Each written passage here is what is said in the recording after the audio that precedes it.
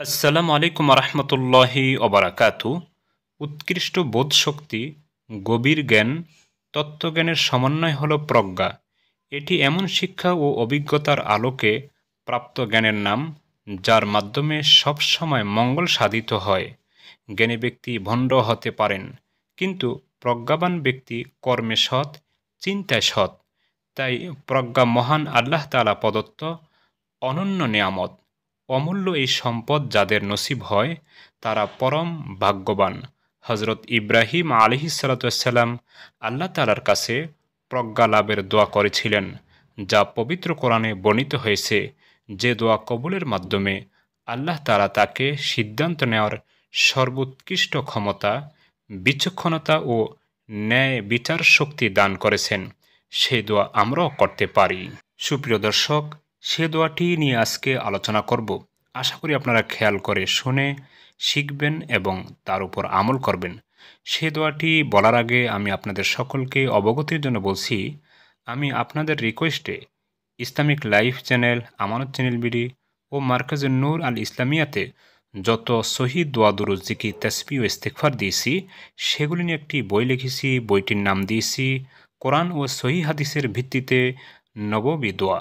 সুপ্রিয় দর্শক, বইটিতে রয়েছে 700 সহিহ দোয়া দুরূদ জিকির তাসবিহ ইস্তিগফার। প্রতিটি দোয়া দুরূদের বাংলা উচ্চারণ, আরবি অর্থ এবং সেই সম্পর্কিত আরবি হাদিস, হাদিসের অর্থ এবং রেফারেন্স এবং হাদিসটি সহিহ কিনা বিস্তারিতভাবে আলোচনা করা হয়েছে। সুপ্রিয় দর্শক, শুধু তাই নয়, কোরআনুল কারিমে মহান রব্বুল আলামিন পূর্বেকার নবীদের এবং সাহাবায়ে কেরামদের এবং আমাদের নবীর যত দোয়া ইস্তিগফার উল্লেখ করেছেন, সেগুলিকেও এই বইটিতে উল্লেখ করা হয়েছে আয়াত সংখ্যা এবং সূরার নাম দিয়ে, এবং বাংলা উচ্চারণ ও অর্থ উল্লেখ করা হয়েছে। সুপ্রিয় দর্শক, জীবনের সর্ববিষয়ে এই বইটিতে দোয়া ইস্তিগফার রয়েছে। আশা করি এমন একটি বই আপনার হাতে থাকলে আর অন্য কিছুর প্রয়োজন হবে না এই সংক্রান্ত বিষয়ে। তাই বইটি আপনারা আশা করি সংগ্রহ করবেন। বইটি সংগ্রহ করতে হলে স্ক্রিনে দেওয়া নাম্বারে কল দিলে কুরিয়ারের মাধ্যমে আপনার হাতে পৌঁছে দেওয়া সম্ভব হবে ইনশাআল্লাহ। সুপ্রিয় দর্শক, হজরত ইব্রাহিম আলাইহিসসালাম প্রজ্ঞা লাভের জন্য যে দোয়াটি করেছিলেন, সেটা হলো রব্বি হাবলি হুকমাও ওয়া আলহিকনি বিসসলিহিন। রব্বি হাবলি হুকমাও ওয়া আলহিকনি বিসসলিহিন। দোয়াটির অর্থ হলো, হে আমার প্রতিপালক, আমাকে প্রজ্ঞা দান করুন এবং সৎকর্ম পরায়ণদের অন্তর্ভুক্ত করুন।